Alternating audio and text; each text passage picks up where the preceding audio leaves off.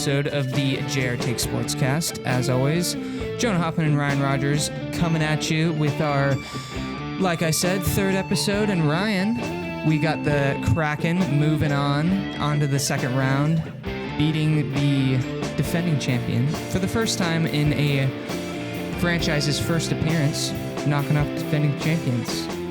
Yeah, you gotta love it. Fucking over Denver again as a sports city. I don't feel bad for them, but I'm almost just like, man, they gotta be they just gotta be hating the city of Seattle after what's transpired in the last year. But it was an awesome series, you know, down to the wire, down to the very end, game 7, super exciting. I think this playoff experience of the Kraken just gave myself and probably a lot of other Seattle area residents that were sports fans an appreciation for the sport of hockey. I think it's fucking exciting. I'm excited to watch the next series and, you know, follow the sport along now that we have this good established franchise. It's really cool. Yeah, I certainly feel the same way, especially after yesterday we played a indoor soccer game, and after the soccer game, we went home and watched the Kraken game, and it kind of made me appreciate both sports more because they're pretty similar. Like indoor and hockey are kind of the same thing in a way because they're like the same size field. Well, I don't know if that's regulation. I don't know I don't know the truth. Yeah, behind that, but it just kind of reminded me of like what we just went through doing the that. chaos of bouncing over or bouncing off the wall and everything is similar for sure. Yeah, but it is pretty ironic that we eliminated Denver from the playoffs. I don't really even want to own them as a city. I don't have anything against them, but yeah, I love Denver. I mean, the one day I spent there is a really cool city. People were really nice, but we do own them. Yeah, I mean, we have our only Super Bowl against them. Yeah. Speaking of Super Bowl and football, I guess we can transition on to the biggest event of the past couple days in the past week in the sports world, and that is the NFL draft. Seahawks made some big moves, pretty unexpected ones. Looking back on our reactions, we were a little bit surprised, I myself included, on the Devin Witherspoon pick, but of course, that one was surprising, but I think more so than anything, just because there's this narrative that's been formed over the last 12 years that Pete and John just pick late round corners and then develop them. Mm-hmm. So we kind of just thought positionally that a corner at 5 was out of play, or at least I was kind of thinking that. Though when I saw that we brought him in for a top 30 visit, like I didn't totally rule it out. Mm-hmm. I didn't totally rule out Sauce Gardner or Derek Stingley last year either, but I just didn't think it was going to happen. So it was just surprising to see us go after skill positions with the top 2 picks in the draft. Yeah, it seemed like we got it completely wrong in the sense that we assumed that they would go in the trenches early. Mm-hmm. And then that's kind of the opposite how they went. They went late picks, bigger guys like our centers, guard, and then our tackles. I think they did a really good job of hitting all the needs without, for the most part, overdrafting for any of them. You know, they did for as often as they could. I believe just went with best player available, which that's how you win the draft. It's not by reaching for an LJ Collier. You know, it's just taking the good player when they fall to you. And I guess let's just walk through each pick, but. Before we get too deep into that, just real quick, who is your favorite pick? Because for me, it's a pretty easy choice. It was Jackson Smith-Njigba. I just did not think he would fall to us. I thought the only chance we had to get him was at 5. I thought he was going to be a top 10 pick. And the fact that he was sitting there at 20, and it reminded me of when DK fell to us in the second round, where it's like, man, the Seahawks never get like the guy that's getting all the hype at the receiver position all off season, but then they just did it. So that was really, really exciting, and I cannot wait to see what he does in that offense. But why don't you pick your pick? Yeah, unfortunately, my pick is the same direction. I just felt like Jackson Smith-Njigba when that name was announced, even though it was mispronounced by the lack of the Smith in the name. Yeah. I guess I was feeling a little deflated, or I guess caught off guard by the Witherspoon pick, that I was a little bummed out that we didn't take Jalen Carter.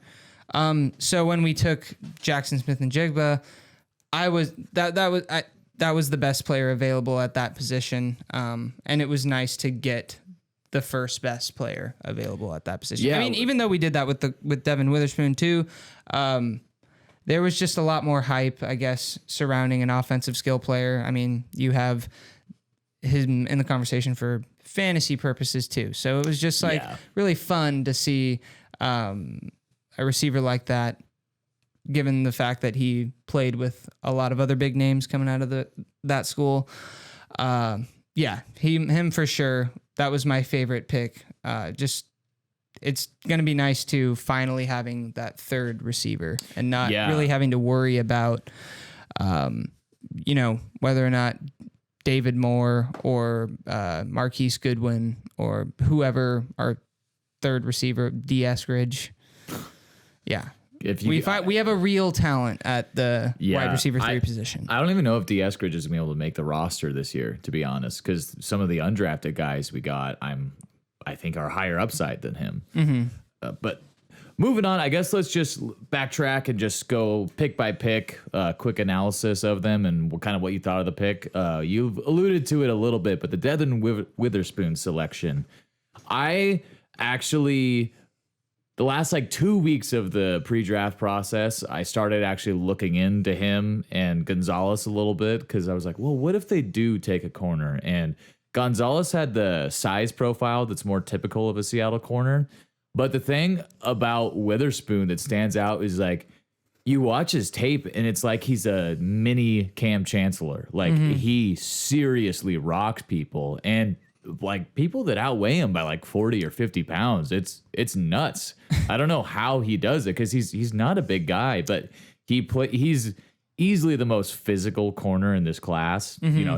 He's going to be pissing receivers off in man coverage. And what I really like is he has a different skill set than Tariq Woolen. So they can kind of play to their strengths, and what they could even do in certain situations is move Witherspoon to the slot for certain plays and maybe just have Mike Jackson or Kobe Bryant play outside corner for what the situation calls for, because he's really sticky in man coverage, and that's kind of what you want out of your nickel guy.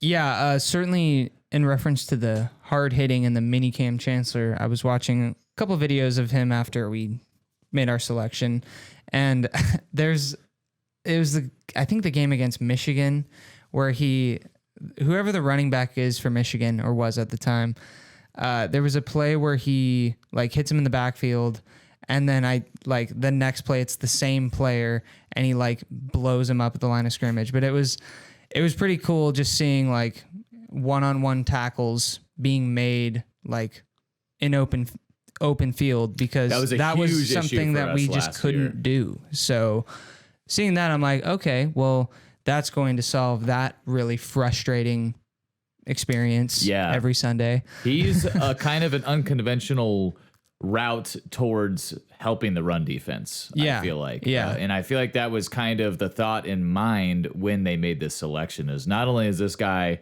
the top cover guy in the class, but he's a willing run defender. Mm-hmm. So you don't want him going after a Derrick Henry type guy all the time, but hopefully we have and will continue to make enough moves to avoid that as much as possible. Right. So moving on to Jackson Smith and Jigba. We talked about it a little bit. I already said it's my favorite pick. I'm going to make a prediction following the selection of him. And this may be bold, but hear me out.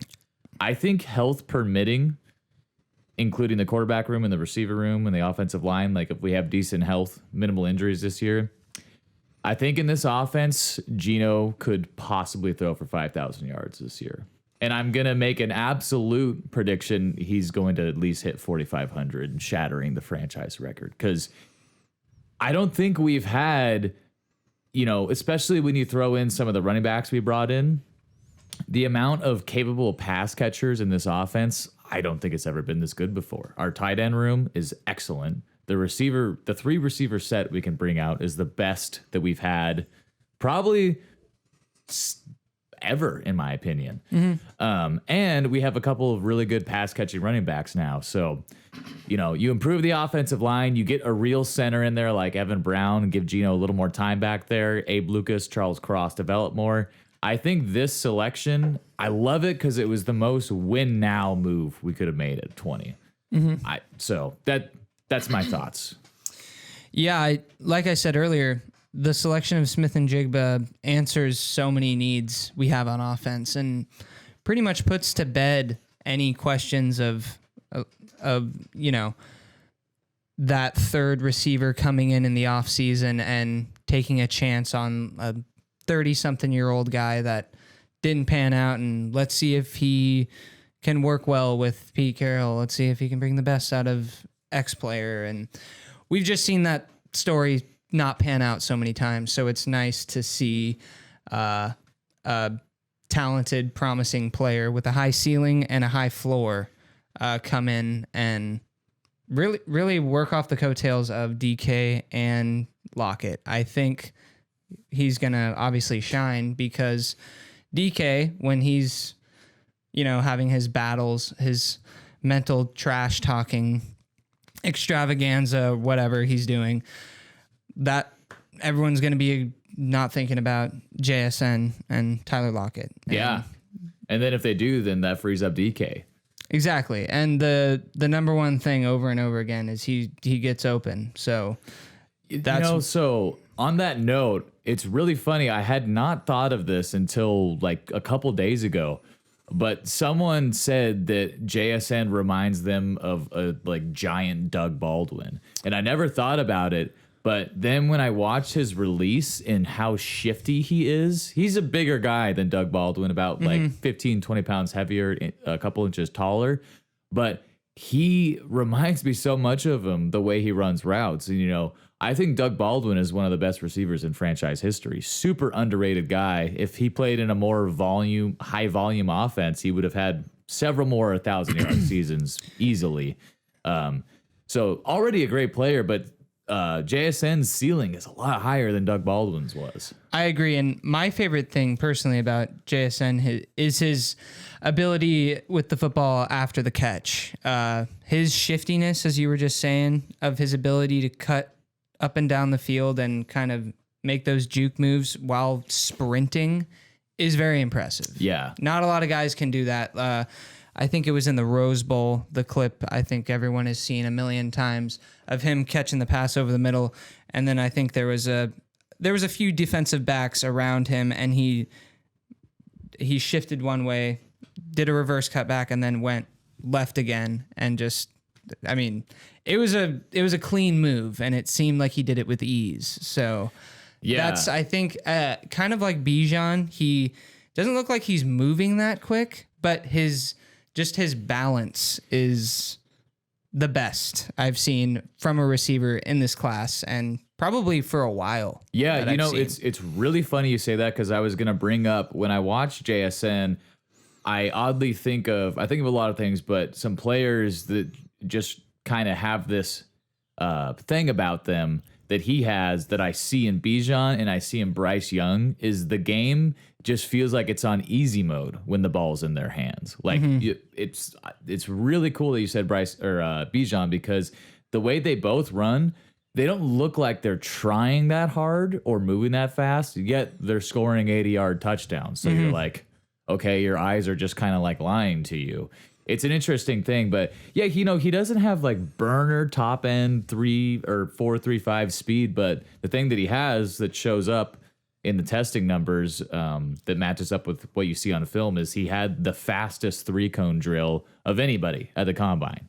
So his short area quickness is top tier. And that's what matters for getting fucking open. I mean, you look at a guy like Jalen Hyatt, super speedster, and even a guy like DK, he had not a good 3-cone drill, but he gets open by just being bigger and stronger and faster than everybody. Yeah. Which is just different style of player, Yeah. But yeah, I love the pick. I can't say enough good things about it. I round 1 was an A+ for me. I think Witherspoon, you could give A, maybe A-. Smith and Jigba is A+, you couldn't give it a higher grade, in my opinion. Agreed.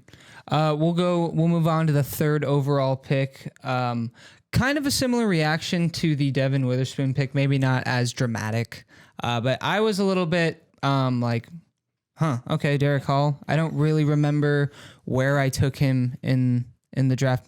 Maybe I took him going to KC. I guess we can pull it up in post-production later, and I'll give a little thumbnail of who I took. Yeah.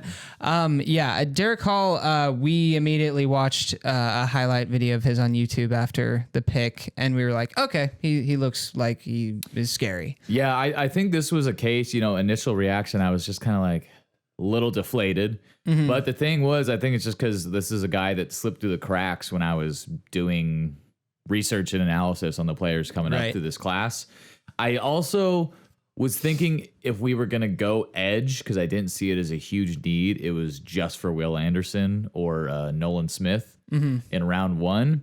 But yeah, you turn on Derek Hall's tape and it's really, really exciting to watch. He plays with a ton of power and he's got good size. He's got good speed. He's absolutely rocked up. So I think the knock on him was he doesn't have a variety of pass rushing moves. But the thing is, we brought in a pass rush specialist in the offseason who's worked with a lot of guys who've done really well in the NFL. So I'm excited to see what he could do as a developmental guy.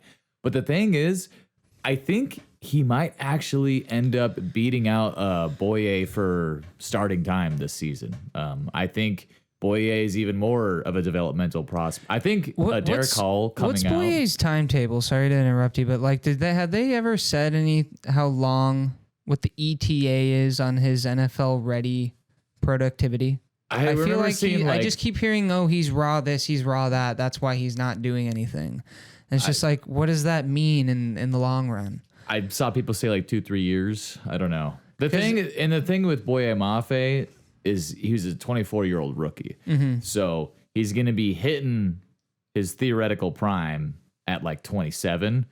I can't remember how old Derek Hall is. I think he's 22, so a bit younger of a guy. But I like Boye Mafe.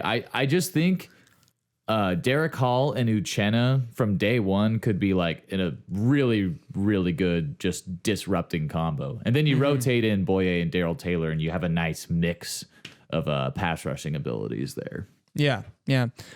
So do we want to just next pick, Zach Charbonnet? Sure. Do you want to give your take on how that went down for you? I would have to give this, if I were to grade the selections, I would probably give this pick here the lowest selection, just based on the fact that I didn't think it was a great use of a second round pick, considering that we just used a second round pick on Kenneth Walker last season. The thing is, though, what we did later on in the draft made this pick a lot better for me, because we finally addressed the interior on both lines. And that's what really, more so than anything, fantasy aside, what pissed me off so much about this pick is we had just missed out on Keanu Benton like 3 picks prior, which like was a gut punch. And then you have Osiris Torrance, you have John Michael Schmitz. I think Tippmann was already gone at that point, but you had some top guys in the interior right there, ready to go.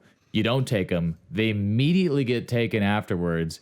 And then one of the other top nose tackle prospects gets taken like 5 picks later. So I was just like, what the fuck, man? Yeah, I was really bummed when those 2 names that you mentioned, Michael Schmitz and Torrance, both of those guys would have. I more so wanted the guard, but just because I mainly his player notes and what I had read about him, and of course his size was what I found most intriguing. But yeah, I was really surprised that they decided to go skill positions before trench positions. It just seems like the opposite way that you would build.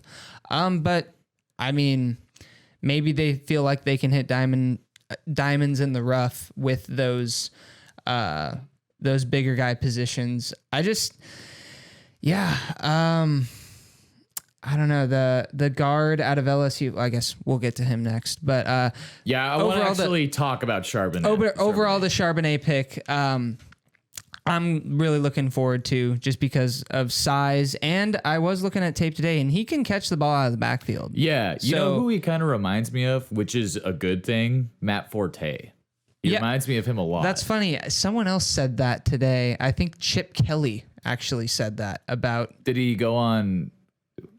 Where'd you hear a Chip Kelly interview? Brock and Salk. Oh, okay. And he obviously is the coach of UCLA. That's right. I forgot about that. But yeah, that's funny that you mentioned that and didn't hear that little soundbite of information. But yeah, I just the short pieces of film that I watched on Charbonnet, just because I feel like I've already seen a bunch months ago when we were kind of talking about him for the draft. But yeah, what I'm impressed with is his catching abilities, because I kind of assumed maybe they would go Walker with that, but because he's the smaller as far as height goes.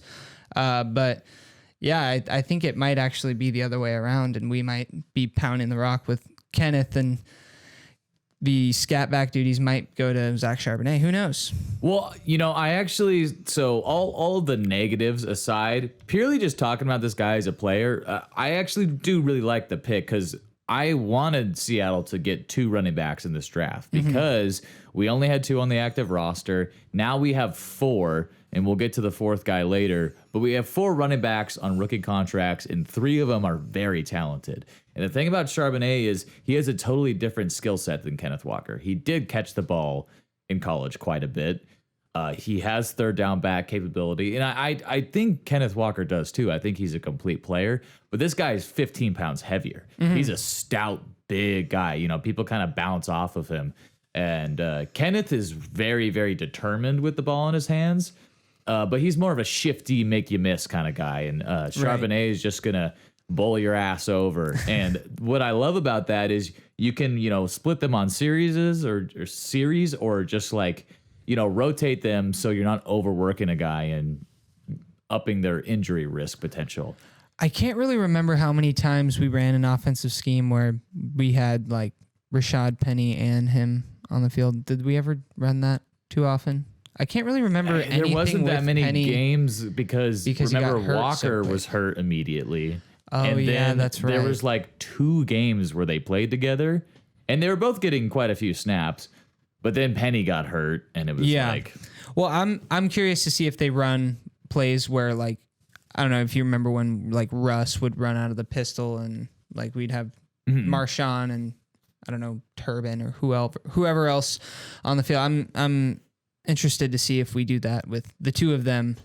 Like, I don't know, maybe Gino's out of the shotgun and they're both in the backfield with him. I mean, Waldron did some creative stuff with our backs last year as well. I mean, there was even some direct snaps to Kenneth Walker last year. And so yeah, that's true. I forgot about that. You could run some weird ass wildcat thing where you have like Gino on the sideline and Charbonnet, Walker in the backfield taking a direct snap and doing a read option. Like, I don't love doing that stuff all the time, but like once every like 2 games, something like that, We're usually really bad at it, I feel like it always blows up in our face. It was really bad when DJ Dallas tried to throw a pass. That's oh yeah, sure. Against the Niners. But the thing, so just the fact that we have really good depth at the running back position and all of the guys are really good, like top tier athletes, it's awesome. I feel really good about our odds to have at least 1 healthy fucking running back by January this year, which it's been a huge problem for like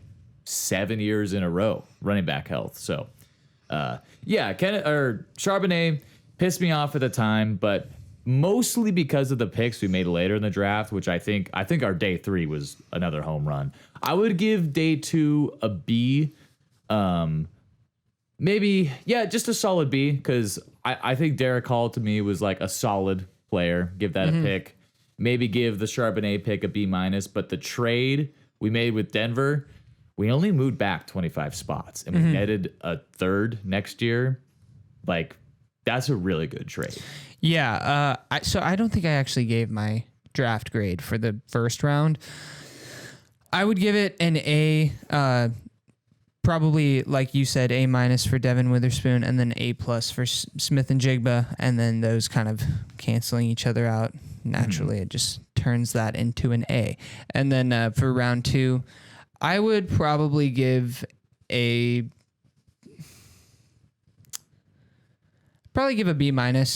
Just like you said, there were guards and Keanu Benton. We could have taken him at 37. And then at 52, we could have taken either Torrance or Michael Schmitz.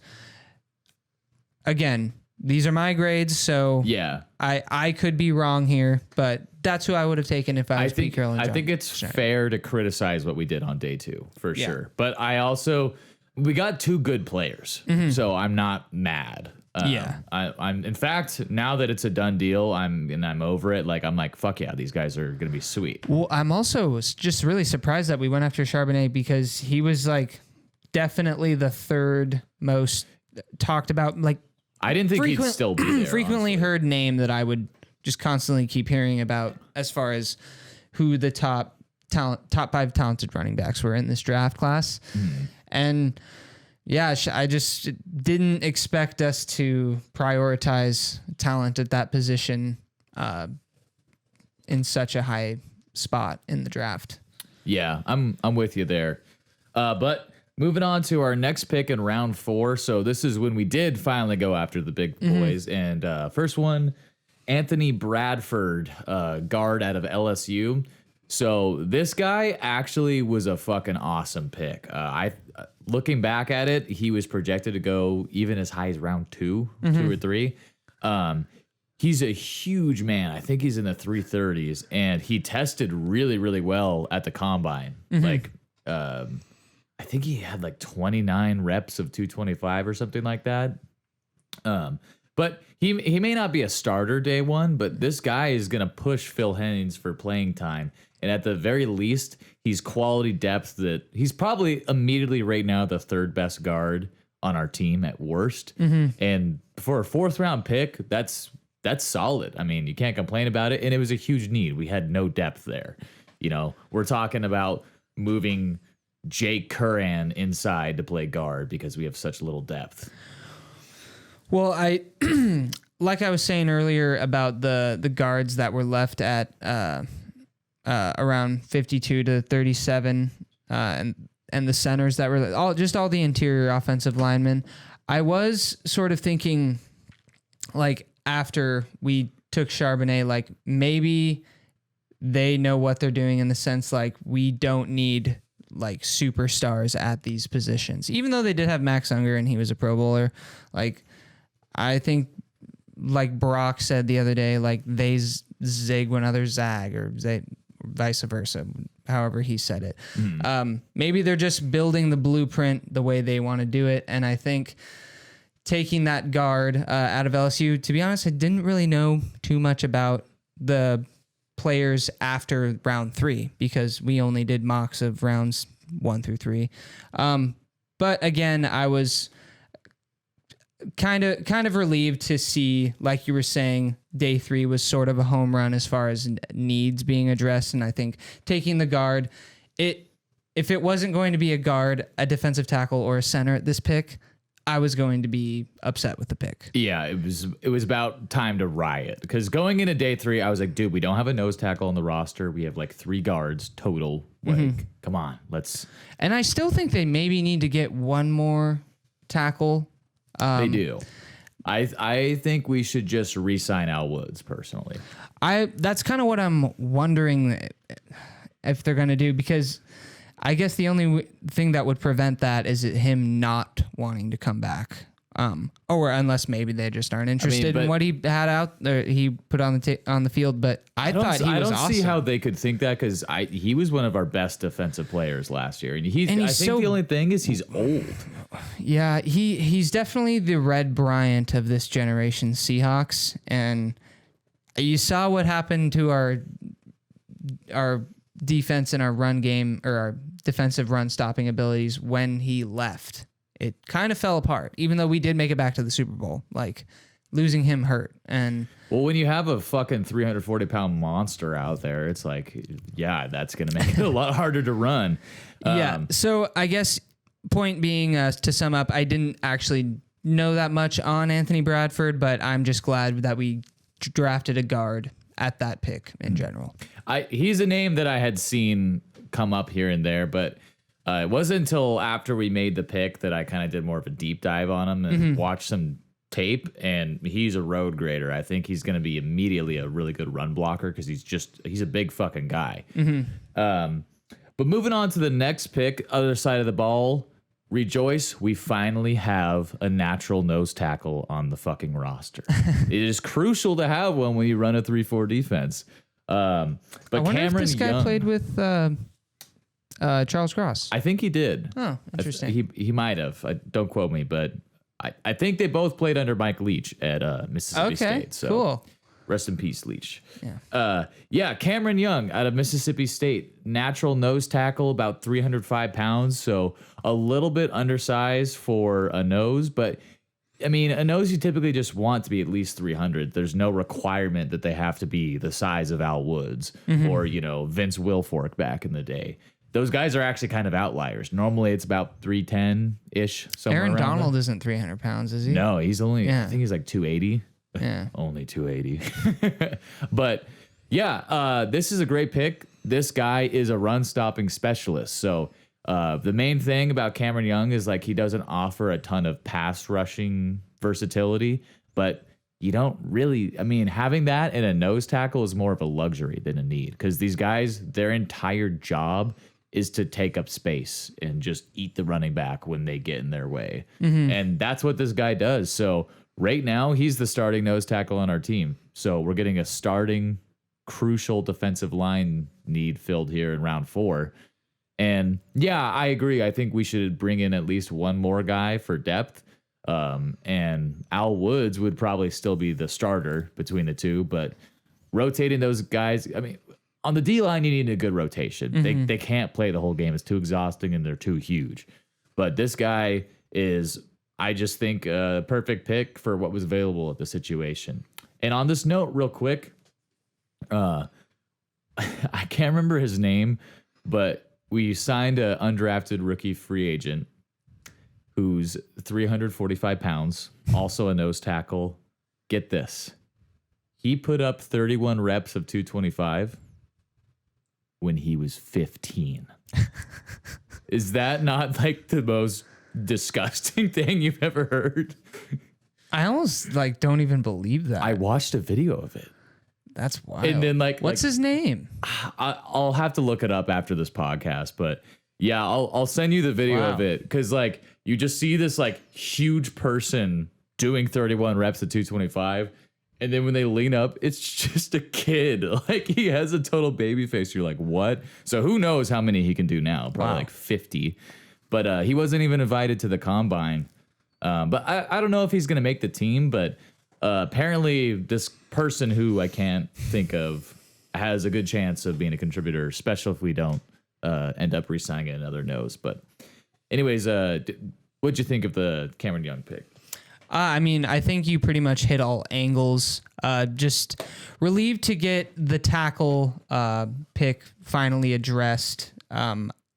The final day, rounds 4 through 7, was, I think, like we already said, probably my favorite day, just because I was sort of panicking after the Charbonnet pick. It was a huge relief. And even though I was stoked that we traded that pick and got a third rounder from Denver next year, because I think they're still going to be bad. I just the first two, guard, tackle, defensive end, center, safety, even the safety pick, I was like, oh yeah, okay, good. We needed depth. We needed that, and they made that pick exactly where I think they should have made it. Was either the 6th or the 7th round. But yeah, I was very happy when I saw them address the nose tackle after the guard, even though maybe I would have done it a little earlier. Like I said, I'm glad they took care of it. But I would way prefer the way they did it as opposed to taking Cyrus Torrance at 20 and losing out on Smith and Jigba, I would have just been sick if they did that, because he was still available at 52. Yeah. But that's what I mean. I feel like in years past they did shit like that because they're like, oh, we have a need, so let's pass on the really good other position. But anyways, they seem like some significant lessons have been learned from the 2010s Seahawks, the later 2010s Seahawks. Next up, Mike Morris, defensive end out of Michigan. I was really happy with this pick because this guy apparently has gained 20 pounds since the combine, is playing at 220 or 295 right now. Damn. So he's going to be on the rotation with Jermont Jones and Jerron Reed as a 3-4 defensive end, which was another position that to this point in the draft, I was like, I mean, we signed some guys in free agency, but we really need more depth at rotation there. So once again, 5th round, we're going to get a guy that, I mean, he's not going to start, but he's going to play significant snaps, barring an injury this season. And we're talking about a 5th round player here. I think, again, here, the main strength that I read about Mike Morris is that he's a good run defender. So I feel like the whole theme of this draft was let's improve our run game and let's get better at stopping the run, which is great. Let's get players that know how to tackle. Yeah, that was the big strength on every defensive player we selected in this draft. That's one thing that I've noticed, like the theme of all the players is they really seem to know how to make that open field tackle. Yeah. Which was like the most frustrating thing to watch last year. And there's a reason why a lot of those guys went bye-bye.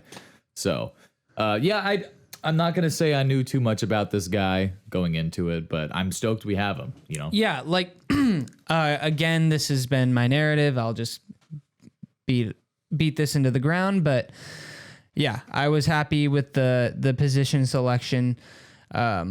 I was still obviously concerned about the center not being drafted yet, but of course that was 3 picks later.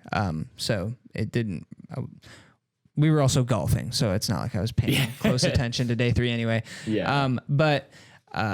Mike Morris, again, didn't know too much about the guy, but I mean, a 295-pound defensive end is, I mean, who's upset when they hear that information? Yeah, we needed to tip the scales, man. Yeah, and I just keep thinking about as far as playing in a 3-4 and just putting weight on the line. I think that is an important thing that we've neglected in years past, and especially, I mean, we need to fill our defensive line anyway because we had no nose tackles at the start of the draft. So, yeah. But I guess moving on to pick 154 that I kind of brushed up on was the center out of Michigan. Do you want to say the name? I was gonna ask if you want to go for it, but let's give it a shot. So let's call him Olusegun Oluwatimi, center out of Michigan. Yes, okay. I'm sure I butchered that. No, that was brave. I couldn't do it, so. Yeah, I'm sure for the team there. We'll get good at it as the years go by, because this guy could honestly potentially be our starting center this year. We'll just call him Olu. How about that? That's going to work for now. Olu. So he won the award similar to Kobe Bryant in the 5th round last year. He won the collegiate award for best center in the country. And he was in the same conference as John Michael Schmitz this year. So yeah, he wasn't talked about as highly as JMS, but a lot of people had him in like the 3rd round. And he has starting upside in the NFL. Super strong guy, too.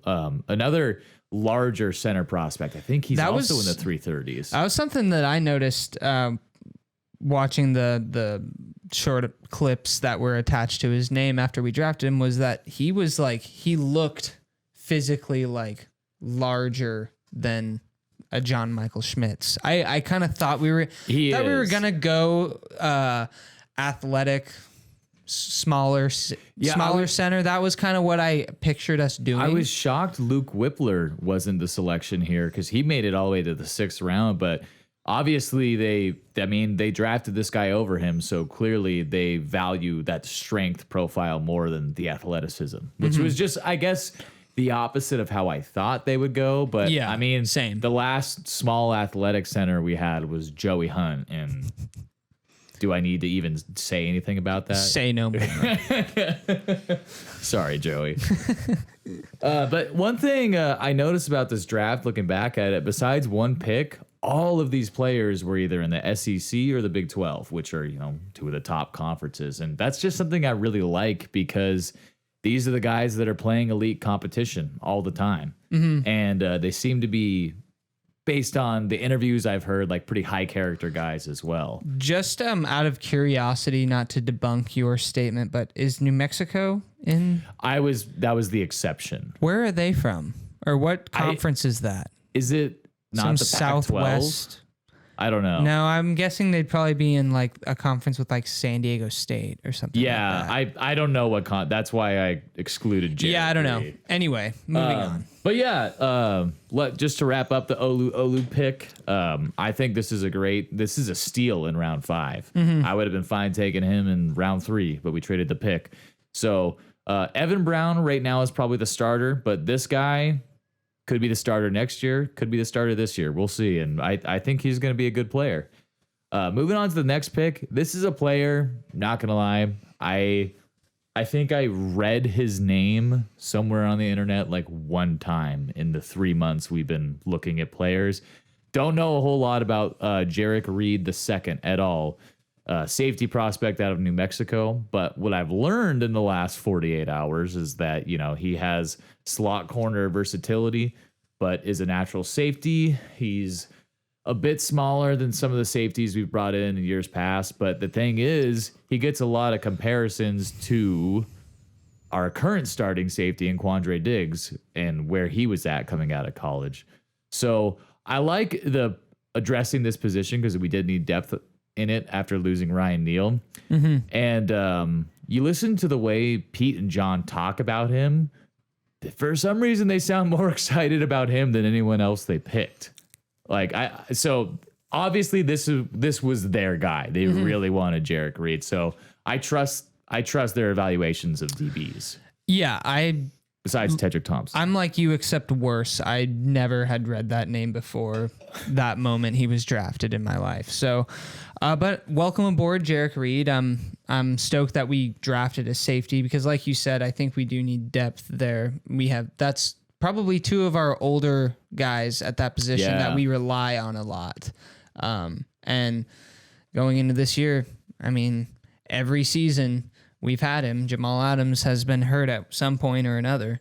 So I think like I said earlier, they took the safety exactly where I wanted them to take him, either round 6 or 7. And don't know too much about him, like I said, but I'm stoked that we have the depth there in the secondary because it seems like if we're gonna have that be our strength, let's double down and have the depth there. I agree. And then rounding things out, we have the round 7 pick at number 237, Kenny McIntosh. Obviously, he had a great soundbite of him on the phone talking with everyone. That was a lot of fun to listen to. And the personality just screams Seahawk to me. Almost gives me it almost gives me Jamal Williams vibes a little bit. But what do you think about the pick overall? I was going to say, I think this is my second favorite pick of our class here because I thought I could not believe he was there in the 7th round. I thought he was a 3rd or 4th round guy. Was he the starter for Georgia? Like their guy? The national championship starting running back. And, they've had a string of guys in James Cook and the other dude that I can't remember get drafted high in the last couple of drafts. Mm-hmm.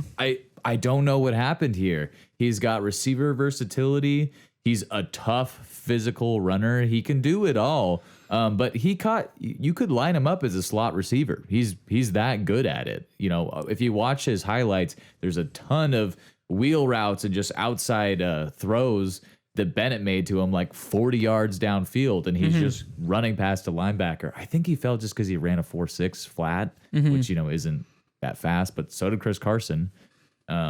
I think the 40 is a little overrated, to be honest. I agree. But yeah, this is I love this guy. As you alluded to earlier, the interview with him and just the video of him celebrating with his family and everything. I think he immediately like chugged some vodka like after the moment settled in for a little bit, which was hilarious to watch. But this guy just screams Seahawk, as you said. And he fills out what I think is the best running back group we've had in about 7 years, maybe even ever. Like, I wouldn't argue with you. And I'll back off that. Sorry, I'll back off that statement just because we need to let them play to really judge their level of success. But the potential is there. The ceiling, the sky's the limit for their ceiling and what they can do for us. So yeah, I'm really excited about the Kenny McIntosh pick. That was something I wasn't sure about, was if he was the starter or not, but wow, that's pretty awesome that we got, we just really went all out on the skill positions this draft. Yeah. Something I just didn't expect us to do, just because it's kind of a ballsy move to begin with.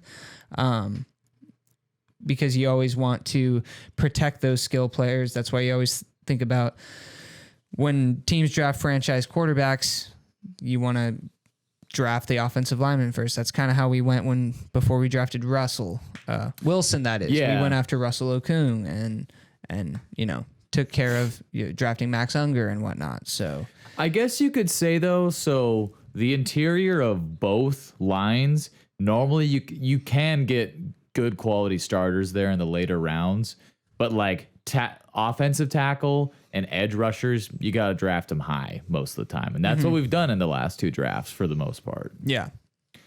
So I just real quickly pulled up the massive man. I haven't got to go through all the undrafted rookies we signed, but it was Robert Cooper out of Florida State is the guy I'm talking about. And okay. Just look up that video I talked about of 15-year-old Robert Cooper in 2017. We might put it in post-production. Yeah, it's got to go in there. But yeah, I mean, I don't know if any of these guys in the undrafted pool are going to make the team, but we got a receiver out of Arkansas, I believe, who's pretty exciting. Jake Bobo is another receiver we signed out of same team as Charbonnet, UCLA. I hope he makes the team, becomes a superstar talent, and then Colby gets a Bobo jersey. Yeah, that would really put a smile on my face. I mean, honestly, he's got a really long shot to make the roster, but yeah, never sleep on the UDFAs. It seems like at least one guy every year ends up making the team. I think last year it was a defensive end whose name is eluding, Miles Adams. I think he was our lone UDFA contributor, but Puna was an undrafted rookie free agent. Mike Jackson wasn't? I think he was too. Okay, yeah. So, yeah, I mean, UDFAs will find a way to make contributions on the Seahawks because Pete Carroll believes in competition, So we'll have to go through these guys at another time, but I just figured I'd bring up his name since we talked about him earlier, and it's freaky. Yeah, certainly a lot to look forward to with this team. We definitely are going to have to go to the training camp that starts in late July, early August. I'm down to go to like the first one. Yeah, I mean, I'm down to go to like 5 this year. Like they're really not expensive at all to go there. It was like in some ways more fun than a game. Like we got to meet Jamal Adams. We got to meet Colby Parkinson and several other Seahawks who it's always cool to see these guys face to face just as humans, because on TV there's this aura about them that makes them seem like. Well, you're also up close at the training camp and practices, and you can see all the players and really, I guess, get that human element of, oh, there's Geno Smith like 10 feet away. That's cool. Yeah. Yeah, it's a cool thing. Yeah, but I guess wrapping things up here, it was a fun draft, a lot to look forward to. Like I said, sky's the limit for this team, and the offense and the defense have a lot of bright future picks. Lot of things to look forward to with our picks in general. Yeah, I think we closed the gap a bit between ourselves and the Niners and the Eagles in the NFC. This offense is going to have to carry us against those two teams because it's going to be hard to slow them down. But, I'm not going to say that we're better or even super close to either of them, but we have a fighting chance against anyone in the NFC right now in particular. Right. So you look at the landscape of what it takes to get another Lombardi, and, I'm not going to say that we have a real good chance this year, but we hit on another draft next year, man, make some more moves with more cap space as we could possibly move on from the giant Diggs and Adams contracts in 2024. The future is bright. It hasn't been this bright and conceivably on the path towards the championship in a long time. So I just can't wait for September now. I agree. And it's going to happen. We're going to blink and it's going to be there because that's how the draft went down. Seems like it was Super Bowl and then we woke up and it was the draft. So I'm hoping things arrive sooner than later. We're going to have the dark days of June and July of nothing really happening in the football world. The biggest thing we're going to have is rookie mini camp this month.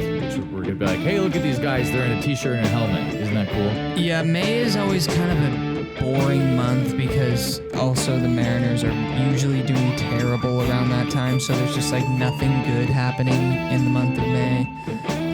But who knows? Maybe the Kraken will make it all the way to the Stanley Cup. And they're probably the most exciting thing in Seattle sports right now this month. The draft is over. So yeah, but lots to look forward to in the next couple months. But thanks for tuning in, guys, and we will see you next time.